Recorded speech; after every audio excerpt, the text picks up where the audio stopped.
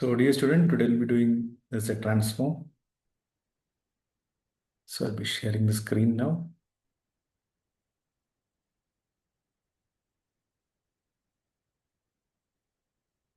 Yeah. So we have two standard formulas here. Z of 1, that is Z by Z minus 1. Z of K power n, is Z by Z minus K. Correct? So these are standard formulas we have to know. So just like Laplace, we have L of 1, right? Correct? 1 by 1 minus e power minus s. Just like that, we have in Z transform also. So these formulas we have to apply. Okay, yeah. And mostly partial fraction kind of questions will come in the examination. So let's see if you type e power minus an. Did I ever teach or was there any formula with e power an? No. But you can see here 1 k power n. So what is this k power e power? Correct, k can be e power minus a. So z by z minus k. E power minus an. So which means that k power n is there in the formula. So instead of k, what will come? E power minus a. So instead of k, you just put e power minus a. Simple as that. Next one, e power minus an into n. Correct? So the transform of n is what? Z by z minus 1 the whole. So these all formulas is there in the beginning only. You can just uh, pull it backward and you will get the formula again. I don't need to show it again. So the transform of n is this. Now k power n dot n. Okay, so whenever k power n dot n is applied to this, then we should do what? Shifting property.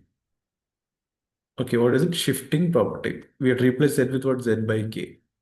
But already what is it? K is what? E power minus a. So just replace k with e power minus a. Done. So this is again a formula. K power n dot n. We have to replace what? Z with z by k.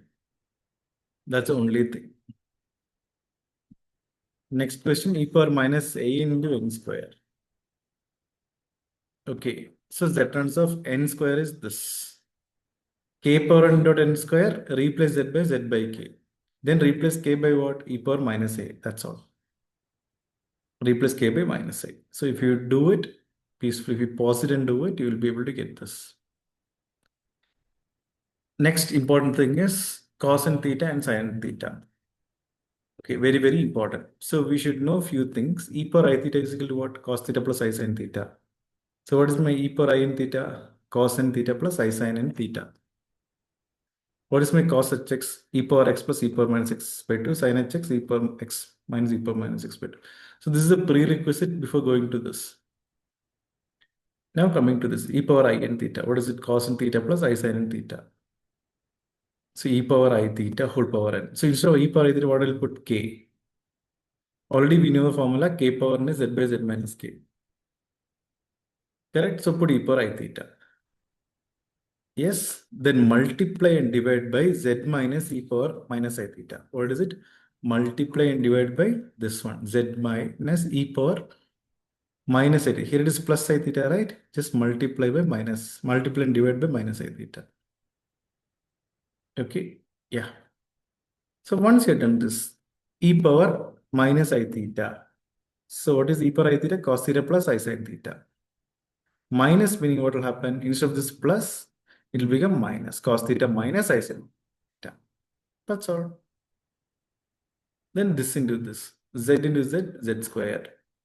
Z into minus e power I theta minus Z e power I theta. That is only this. So you can take Z common and you get it. And last one, e power I theta minus I theta and e power I theta is what? Minus I theta plus I theta, 0. E power 0, 1. That is only this one. So this you can do it manually. Okay. Then Z minus cos, minus I'm putting inside the bracket, minus cos theta plus I sin theta. By Z square minus what? E power I theta plus e power minus I theta. This is what I wrote here. Cos hx. Correct? E power I theta plus e power minus I theta is what? Cos theta. Correct? And this 2 is being multiplied here. This 2 is being multiplied here. So I'll get 2 cos x. So this is not a set transforms are not hyperbolic in nature. That's the reason it is theta here. Just x. E power I theta plus e power minus I theta is equal to what? 2 cos z cos. Z is already the 2 cos theta. Then what is e power I in theta? That already I wrote it here. Cos in theta plus I sin theta. Then separate the real and imaginary. Which is the real part? Which doesn't have the I. That is cos in theta. So I separated this. Which is the imaginary part? Sin in theta. That's all. Once we get the real and imaginary part, we get the answer. So that's it. So this is the basics for set transform. Yeah. And this can be used in solving the signal level system problems also. Module 5. So thank you and I wish you all the best.